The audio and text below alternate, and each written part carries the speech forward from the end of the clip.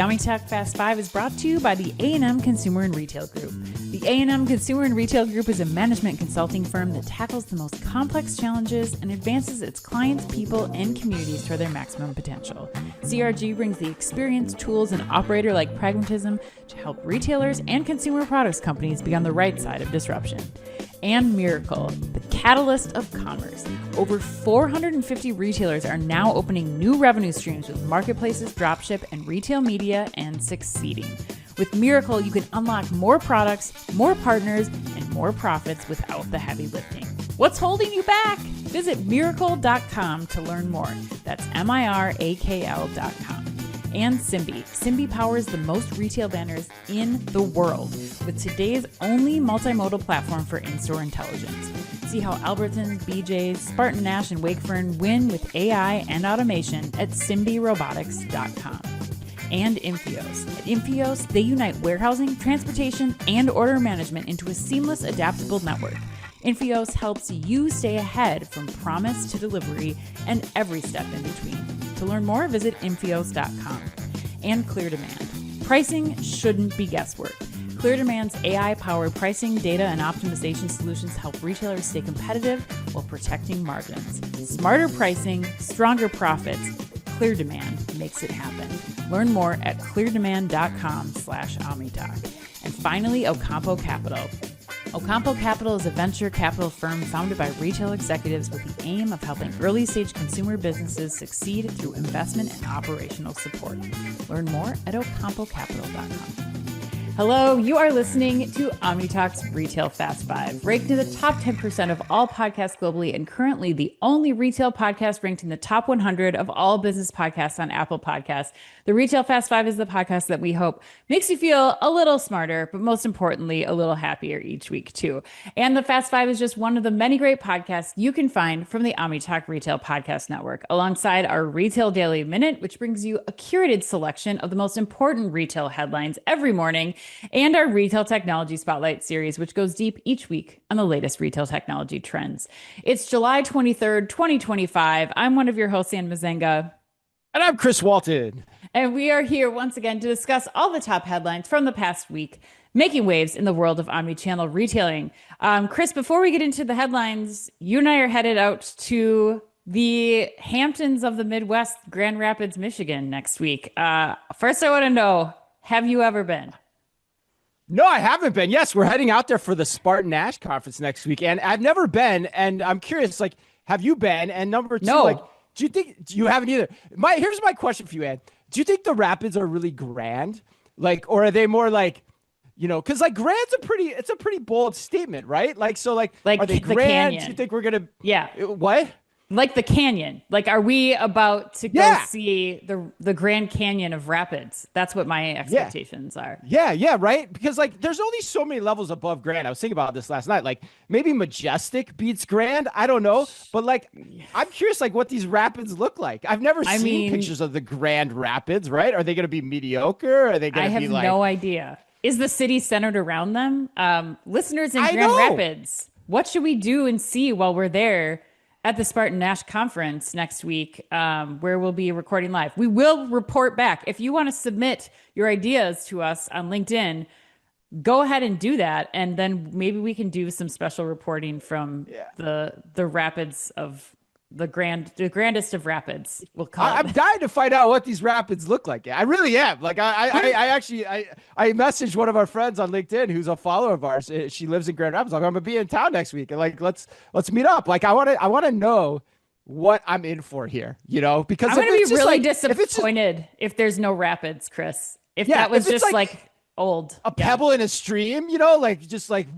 You know, like I'm just not going to be into that. So I don't know. Yeah. Anyway, like Old Faithful. Right, well, like you have visions of this grand thing, and then I don't know. This has gotten into like we're in some serious Larry David territory right now. With I want to be blown away, and I want like Snake River whitewater rafting rapids, American River, you know, outside Sacramento. I want those kind of rapids. I want white water. And all right, we shall see. Right, enough rapid dialogue. Let's get to the Fast Five headlines as fast as we can. All right, in today's Fast Five, we've got news on Tesla opening its Supercharger diner, Mall of America's new car counting tech, Tesco launching early delivery slots for families during the summer.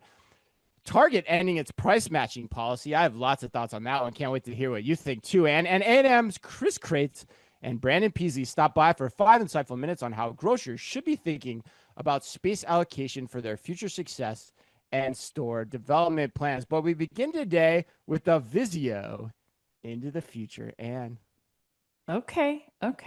Headline number one, Chris. Walmart plans to sell Vizio TVs exclusively as a private brand. According to Bloomberg, Walmart Inc. plans to make Vizio a private label brand by the end of the year and will sell its smart TVs exclusively at Walmart and Sam's Club. The retailer is bringing Vizio's operating system to its private label TV brand ON, that's ONN, and has been working on making TV a shoppable experience in which consumers can buy items while watching shows. Walmart acquired Vizio last year for $2.3 billion. Chris, this is also the A&M put you on the spot question.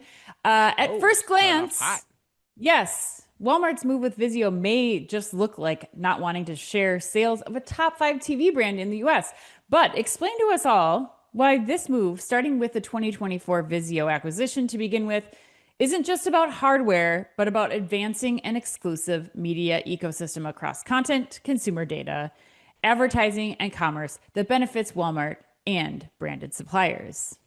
all right, all those things, huh? All right, I'll do my best. First of all, with the announcement, I'm not surprised by this, and I'm not surprised by the announcement at all. I mean, I think I predicted it on this show when we discussed the merger last year, which is why I like the deal, because there's two sides to this deal, which gets to the question that A&M's inherently asking. The first part is you inherently lock the competition out from selling what has traditionally been an entry-level TV, and you're forcing them to find another source, right here before the holidays too. Now, hopefully you were smart enough to get prepared for that.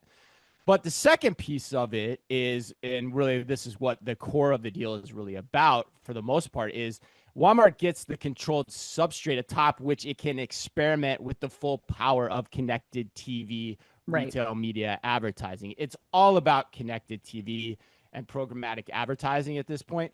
And in fact, like a recent IAB report, I think IAB may be my favorite acronym because it reminds me of Star Wars for some reason. But the IAB, the International Advertising Bureau, I think it's International Advertising Bureau. I'm not exactly sure. You probably know that better than I do. But they said that ad buyers expect 47% of CTV inventory to be biddable this year. That's up from 34% in 2024. So there's still a lot of room to grow there. And when buying CTV programmatically, 41% of buyers also believe it will drive a better return on investment and ad spend. And 35% expect it to be easier to achieve scale. So that's where things are going. And if memory also serves, and 1/3 of Walmart's current profit is coming from retail media. So this whole move just supercharges that position.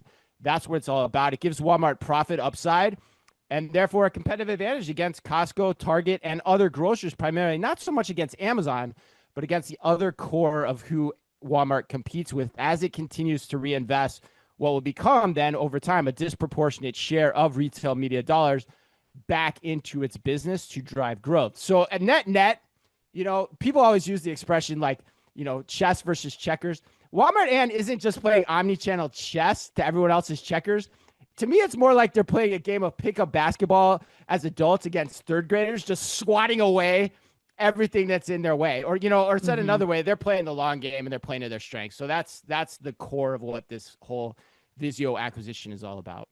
Yeah, I agree. I mean, I think there's just we have no idea just the upside that they still haven't even explored yet, or the possibility that Walmart has here. And I think when you do compare it against Amazon and some of the retail media revenue that that Amazon has right now, like Walmart's still in the very early stages of starting to compete with that. And so I do think that this is a really good moat for Walmart in the race against Amazon.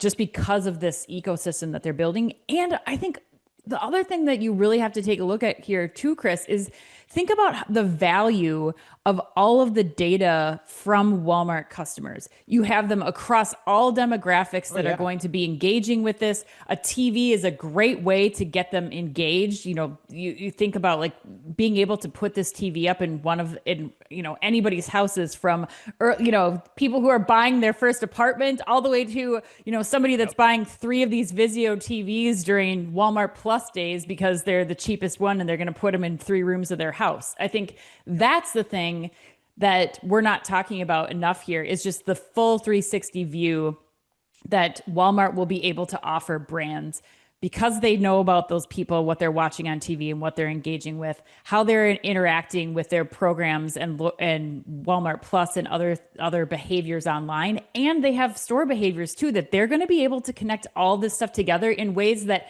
no one, not Target, not Amazon, no one else can compete with. And so I think this is really just the dawn of what we're going to see happen with Walmart and retail media and their potential here.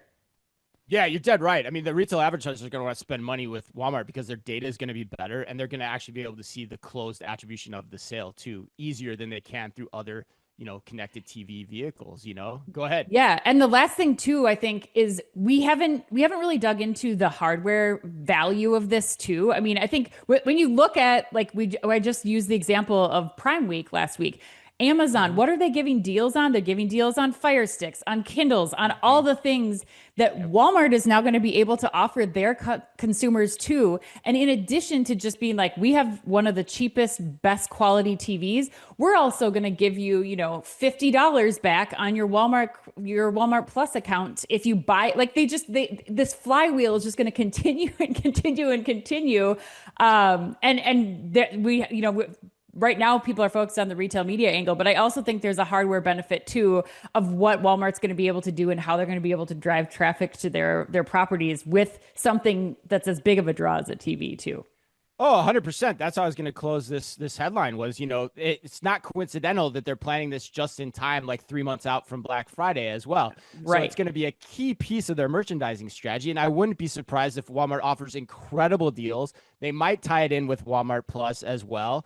And they're going to try to put this into as many households as possible, as soon as possible, starting with this Black Friday season. So, yeah, I think it's a great move. And Ned, I can tell you really like it too, Ed. You're starting off very, very energetic and excited. So, all right, let's keep rolling. This next story is it's hilarious in some ways and not so funny in other ways, I think. But headline number 2, Tesla's Supercharger diner has officially opened. According to Teslarati.com. And did you know there was a site, Teslarati.com? I did not know this existed, but yeah, there's a lot of Tesla content out there, should one be interested in diving in.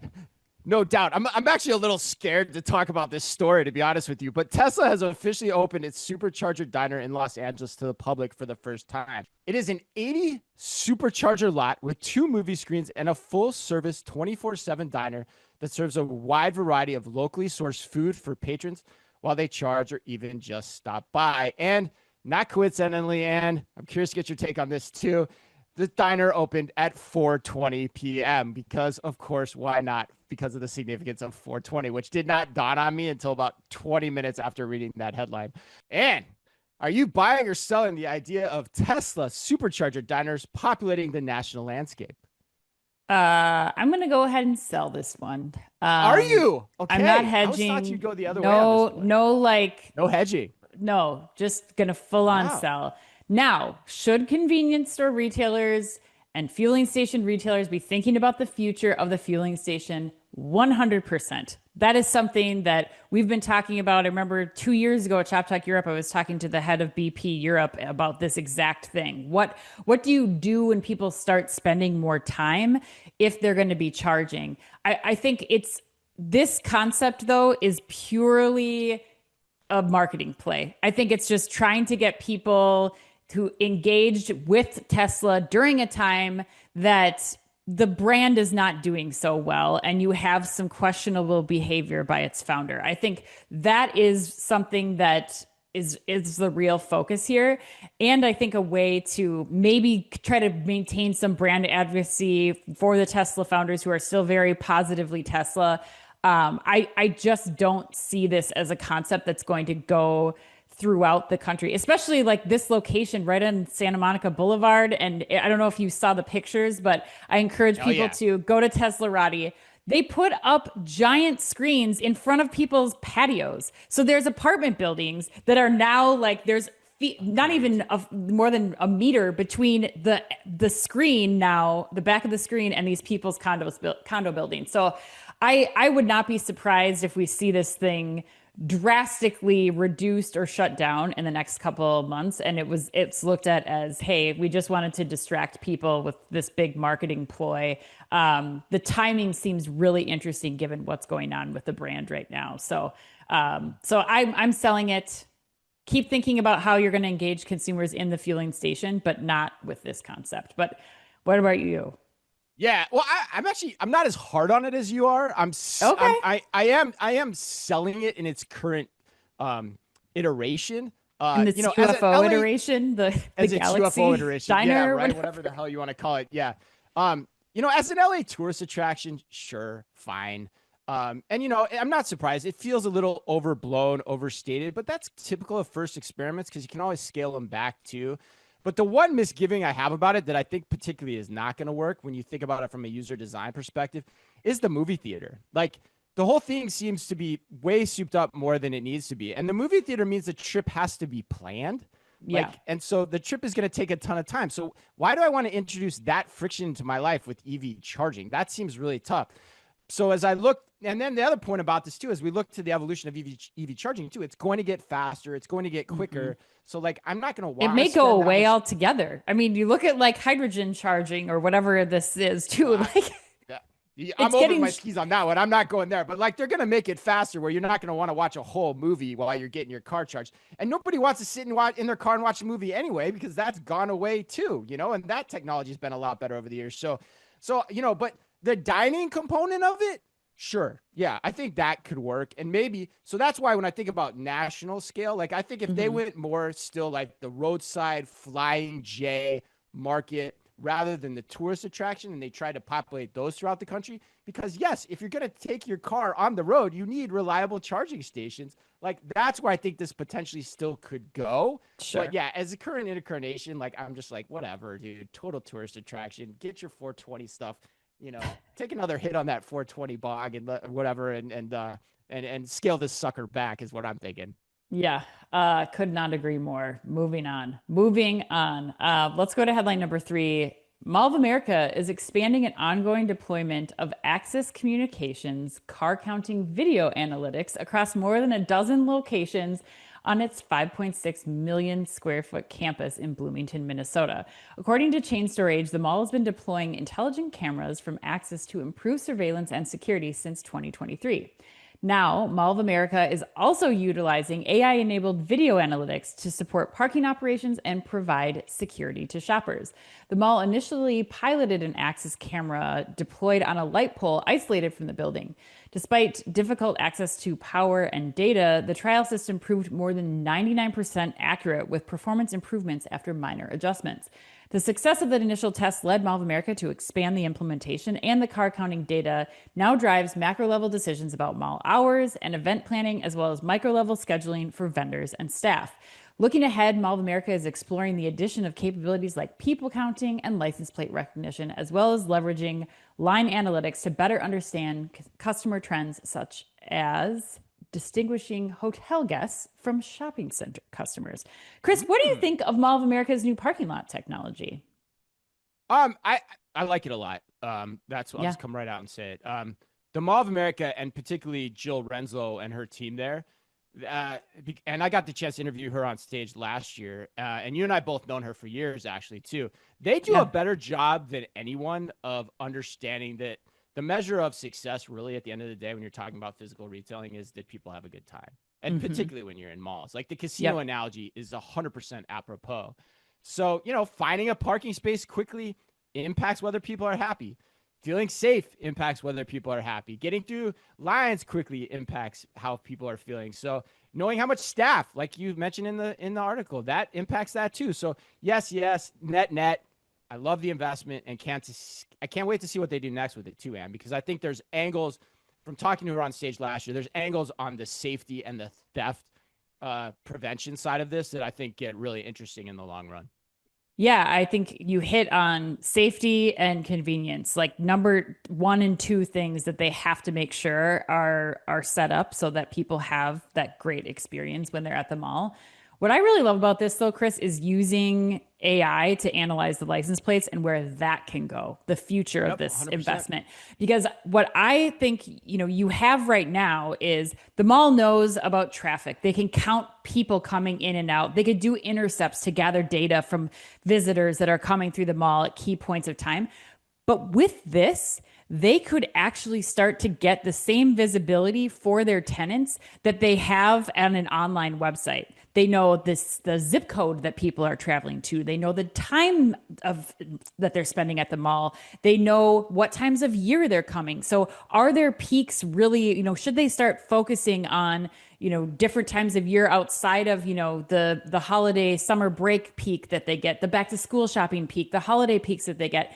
This is really going to allow Mall of America to personalize the experience for their consumers or their visitors more than they ever have before. And I think that's what's really key here to that casino experience that you're talking about, and giving people a feeling like this mall shopping experience has been 100% designed to suit me and the needs of my family, especially for those travelers. They have tons of people that come from like 2+ hours away to do shopping trips here. And I think that's the real unlock here, and the value to future retail tenants that they're not going to get at a lot of other malls yet. So that, to me, that's really where the future of this goes.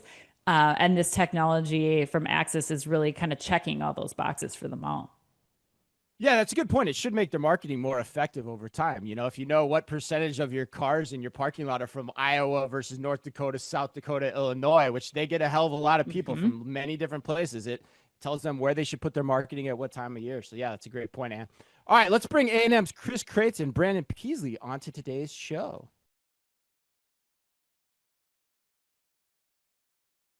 Joining us now for 5 insightful minutes is the A&M Consumer and Retail Group's Chris Creyts and Brandon Pezely. Brandon and Chris are here to discuss A&M's latest research on the power of advanced space planning. And let me tell you, folks, this could not be more timely. Chris, let's start with this. Why is it so important that grocers evaluate their space strategy now? What's changed? I think from a macro standpoint, highly inflationary environment, you also have e-commerce hitting the center of the store and really changing what categories people look to grocery stores versus other channels for.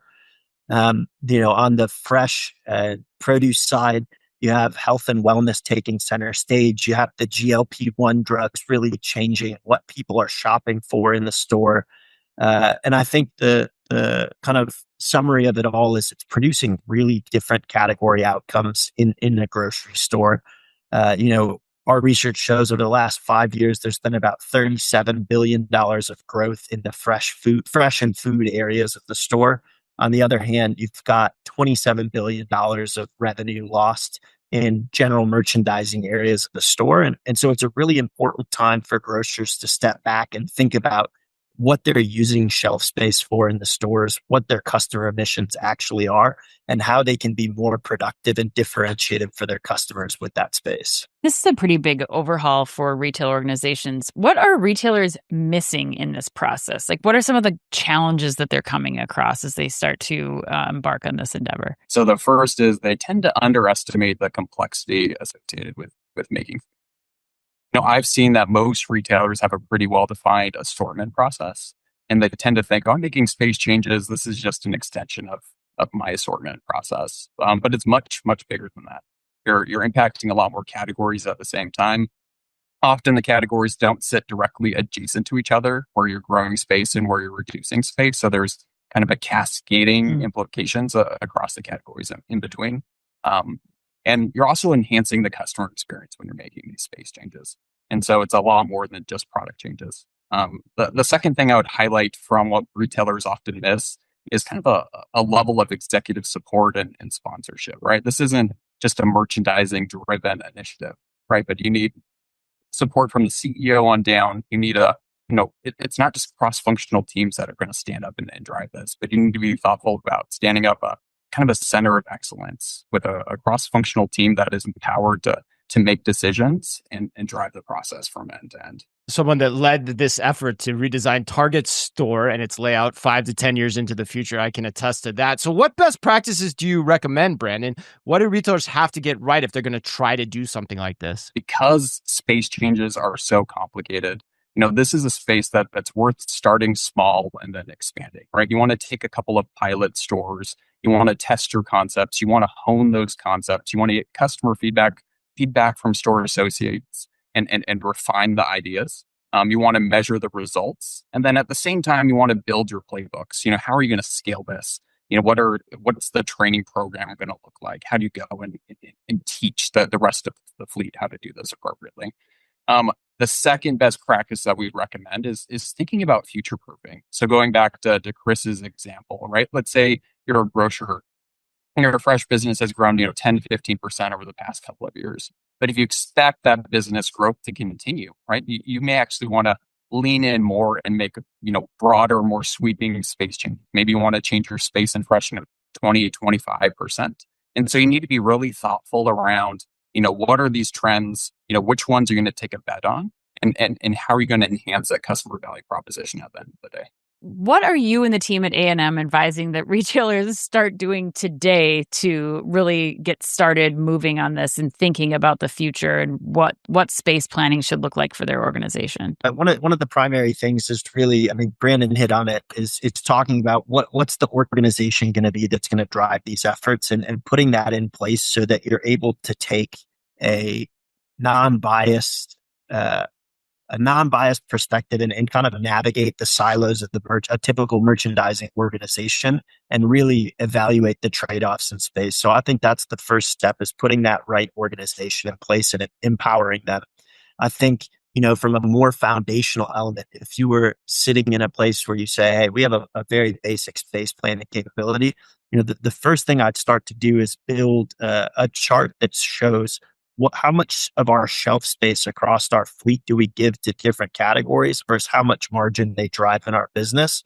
And I think while it's not a completely linear chart where anything below the line is bad, anything above the line is good, et cetera, I think it'll start to help you think about where are the outliers in our business. And you really have to look at it through the lens of, what category, what are our category roles? What missions are we targeting with our customers? And that needs to guide some of those conversations. But really, for me, that's the most foundational starting point to say, what are the things that really jump out in our business that likely don't make sense and need to be iterated in the next concept? Both in the current state and then projecting out 5 to 10 years too, right, Chris? Yeah, I think it's a great point, Chris. It's an opportunity to take a merchandising stand and develop a point of view of where you want to go over the next 5 to 10 years. And, Brandon talked about it. It's not an effort that you do every single year. You're not constantly moving space. I think about it more of a 2 to 4 year cadence of where you're making macro space adjustments, significant macro space adjustments in your store. So, Chris, it's a great chance for your merchants to help drive your merchandising strategy on how you're going to differentiate yourself and where you think the market's going over the next couple of years. Excellent. Wow, great stuff, you guys. Thank you both. And if you're interested in reading A&M CRG's report on the power of space planning, you can find a link to the report in our show notes. Headline number 4, Tesco has launched early delivery slots to help families over the summer. According to the famed Retail Gazette out of the UK, Tesco has opened its delivery slots earlier to help families over the busy summer period. The grocery giant has enabled UK shoppers to access 8 weeks worth of home delivery and click and collect slots over the summer for the first time instead of the usual 4 weeks. It's also removed its same-day charge for home deliveries and click and collect slots from selected stores. The fee previously cost shoppers £2 sterling, I always like to say that, for home delivery and £1 for click and collect.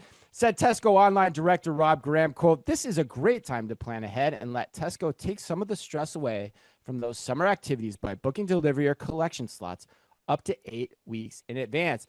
And I'm curious, do you think Tesco's early delivery scheduling will ever catch on here in the U.S.? I see a lot of potential for this. I mean, you're already Yeah, me seeing too. some of the retailers like, even the marketplaces like an Instacart or Shipped, and then, Walmart letting you pick out a week in advance. Like you're already seeing some of this start to happen. And I love this idea. I mean, you think about like the opportunities that this gives for like back to school. Like I could plan my back to school shopping as soon as the week, as soon as the list gets released, which is usually like mid-July or something.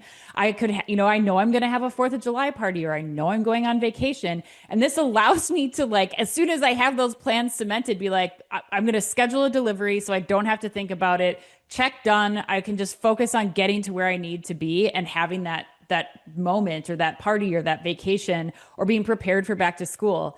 And I have to imagine that this is going to provide some benefit for the retailers too, to like have those orders in and guaranteed. Sure, there's probably some last minute substitutions that'll come up, but that happens with any delivery order. So I think this has real potential. I'm curious to see how it goes with Tesco, knowing that market's slightly smaller than it is sometimes in the U.S.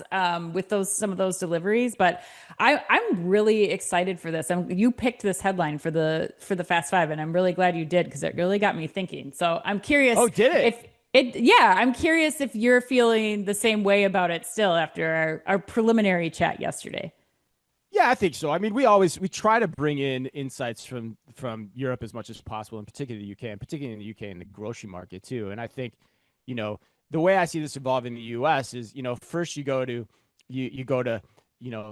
weekend deliveries or scheduled deliveries in a shorter time frame, and then you go further out to the 8 weeks. And we're already seeing companies like Buncha, who we've spotlighted numerous times over the past 2 or 3 years, having a lot of success white labeling this type of service, where for them it's like scheduled weekly deliveries with their W-2 drivers, white labeling it as an option for shipping on the product detail pages of most of the experiences of the companies they're working with. So at the end of the day, when you just step back from it too, this is the pure definition of what omnichannel retailing is, because it's getting the products to customers when and where they want it and how they want it, right? What better definition is there of that, of a company trying to do that? And to your point, it does help the retailer because they know their demand in advance. They can plan around that. They can plan the space allocation in their trucks, their delivery routes. They can make sure the inventory is there, so there's probably less canceled orders if they know like 3 months ahead of time. Usually they can get goods in 3 months, especially for food.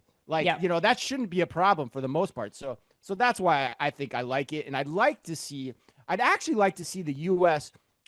grocers in particular move faster towards this, because I think the demand is there, and you can probably potentially save a lot of money in terms of your e-commerce fulfillment costs in the long run. I would think so.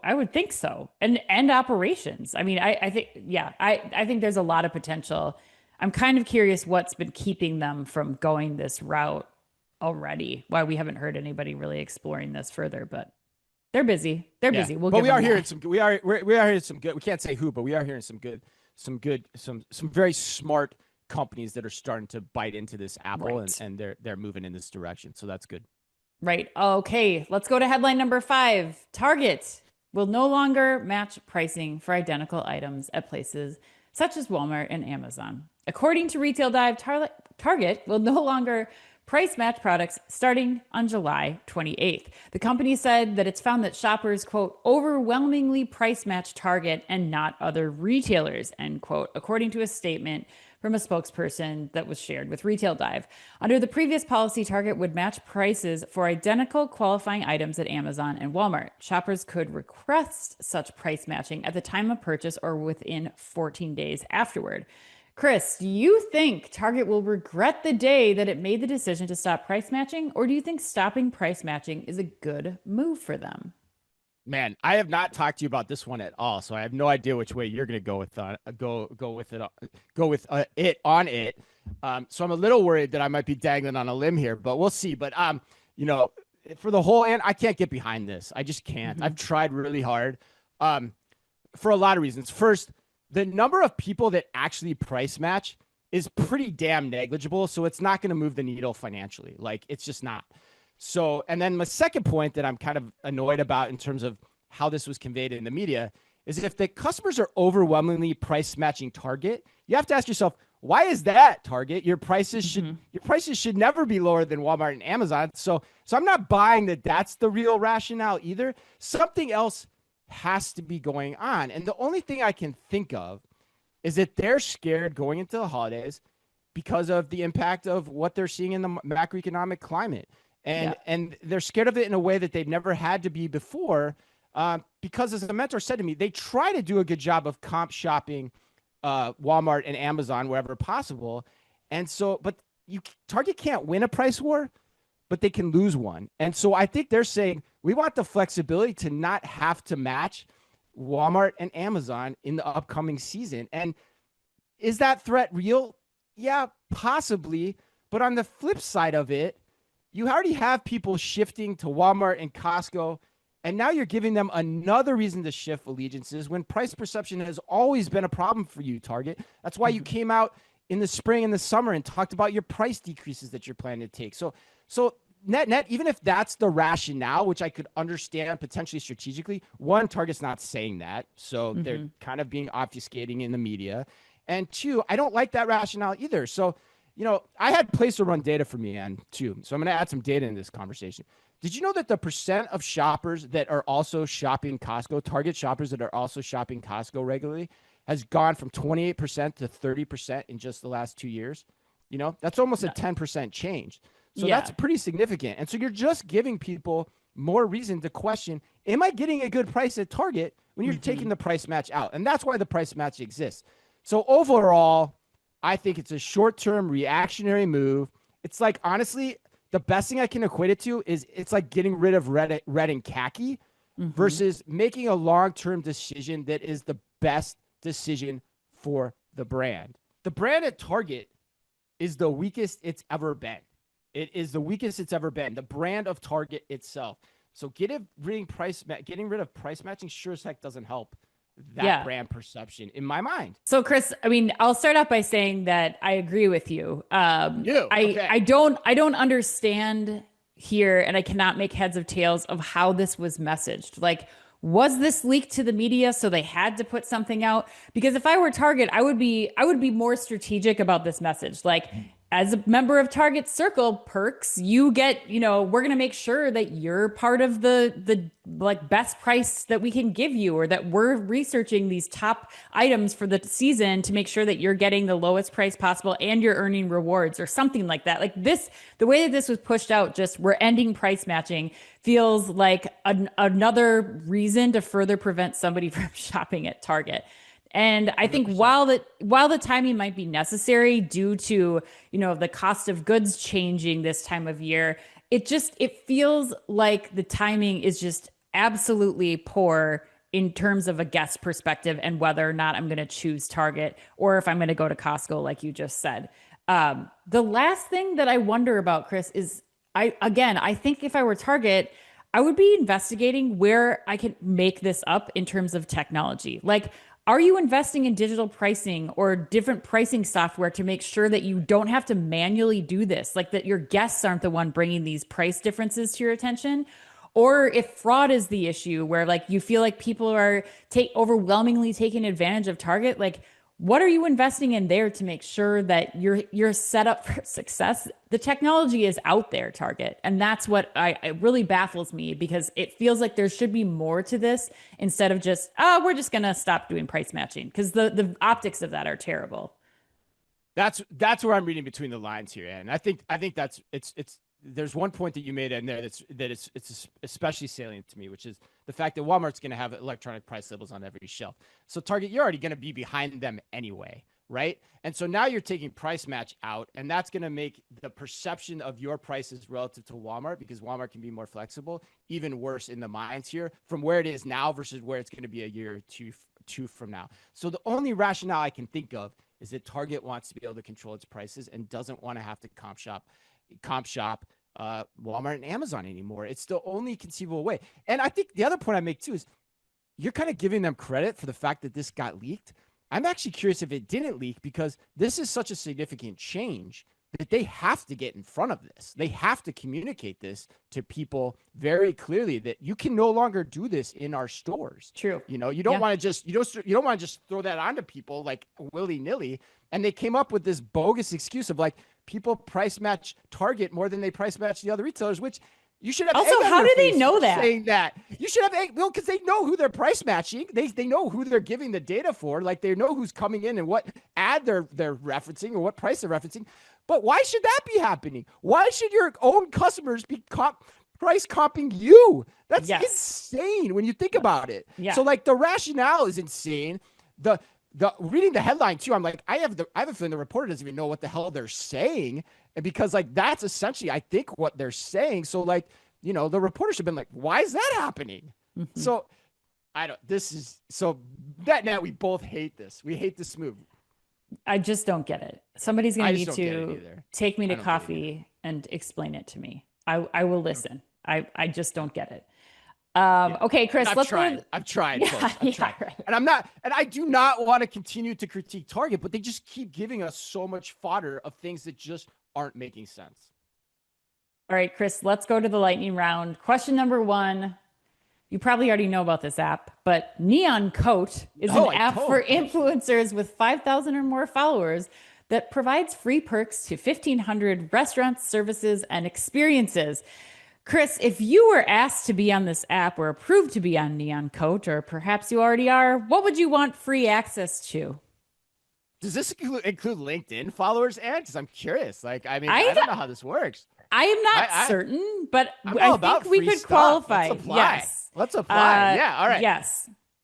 I mean, my number 1 is I love movies, Ann. You know, I love movies. AMC. I want the free AMC movie pass. Like, I want to be able to see whatever movie I want. You know, my dream job is actually, I haven't told you this, my dream job is to stop what we're doing and become a movie reviewer. That's what I'd love to do. That would be amazing. But what's stopping you? Just get it going on the side, Chris. Just see. Time. Yeah, time. But I saw Superman. I loved it. And I went to the movie theater and I saw it. And it was great. And I miss going to the movies. I just miss it. And, you know, partly because it's so expensive too. It's not affordable. You're one of the myth blockbusters that Ethan Chernovsky was talking about last week about returning to the movie. 100% I am. Yeah, you can't beat it. All right. My kids hated it, but I loved it. All right. Southwest Airlines passengers will fly in assigned seats for the first time on January 27th, the carrier told CNBC this week. And I'm curious, I don't know which way you're going to go on this one too.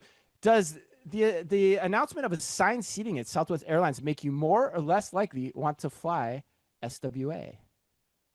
You know what? If I'm not flying Delta, I have zero expectations for that flight. I'm just happy I get to the place that I'm going to go. So it doesn't matter to me one bit. I mean, I was never a big fan of the Southwest onboarding thing anyway. I thought it actually caused more confusion. So that's fine with me. I don't mind. Doesn't make one bit of difference. Yeah. Do you care? It's crazy to me though. Well, I don't know if I care as a passenger, but I care as a business. Like, there are whole operational cases at I can remember many operational business school cases about Southwest Airlines and why they operate the way they do. And now they just seem like they're becoming another also ran airline in all of their policies. And so I just can't figure out for the life of me why they're going in that direction. All right. Well, let's go to number 3. Chris, In-N-Out president Lindsay Snyder told reporters that she is moving her family out of California because living and working there has become too difficult.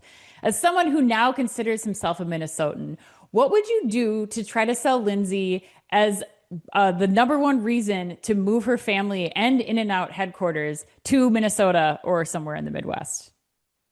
Wow, that's a tough sell. Number one, I think, well, it wouldn't be the Juicy Lucy's, Ann. I don't think I could sell the Juicy Lucy's, which for those unfamiliar with the Juicy Lucy's is a hamburger with cheddar cheese packed inside it. So when you bite into it, it melts and burns the hell out of your mouth. Because honestly, In-N-Out can beat a Juicy Lucy any day of the week. So I wouldn't say that. But let me ask you a question, Ann. Can I say the warm, inviting, and passive aggressive nature of Minnesotans? Did you see what I did there? I did. You could say that. I don't think that gets us closer to an In-N-Out in Minneapolis, but I think that might be one way of trying to get her and her family to pick Minneapolis over Nashville, I think is where they're going. Yeah, Nashville. Yeah, good choice. Good choice, by the way, Lindsay. I like it. All right, last one is kind of sad news, and Malcolm Jamal Warner sadly passed away this past week. What is your fondest memory of Theo Huxtable? Oh, that was so awful. He drowned in Costa Rica, right? That was terrible. Yeah, him and another guy's in critical condition. Yeah. Oh my God. I would say I had to go back to the archives because I couldn't remember his character. I remember watching him and having a fondness for him. I couldn't remember a specific memory. So one of the videos that I watched was when his sister his sister Denise brings Robin Givens. I forget her character on the show, but he brings her and he is trying to put the moves on, and his shirt progressively just keeps unbuttoning more and more. And then her boyfriend comes oh, it was so good. Just classic Theo trying to impress Robin Givens, who's just badass B, it was great. Yeah. No, there's so many great memories with him for sure. Even the pilot episode, where his dad's showing him the budget with Monopoly money, and his dad's like, "So you can have a girlfriend?" And he just rips the money out of his hand. I just love that. All right, well, that closes us up. Thanks for a great show, everybody. Happy birthday today to Joel Edgerton, Francis McDormand, and to the man known to us as Coughlin, who gave us unforgettable laws in the movie Cocktail. Unforgettable laws like never tell tales about a woman. No matter how far away she is, she'll always hear you. The great Brian Brown. And remember, if you can only read or listen to one retail blog in the business, make it OmniTalk, the only retail media outlet run by two former executives from a current top 10 U.S. retailer. Our Fast Five podcast is the quickest, fastest rundown of all the week's top news. And our daily newsletter, the Retail Daily Minute, tells you all you need to know each day to stay on top of your game as a retail executive, and also regularly features special content that is exclusive to us and that Ann and I take a heck of a lot of pride in doing just for you. Thanks as always for listening in. Please remember to like and leave us a review wherever you happen to listen to your podcasts or on YouTube. You can follow us today by simply going to youtube.com/OmniTalkRetail. So until next week, on behalf of all of us at OmniTalk Retail, as always, be careful out there.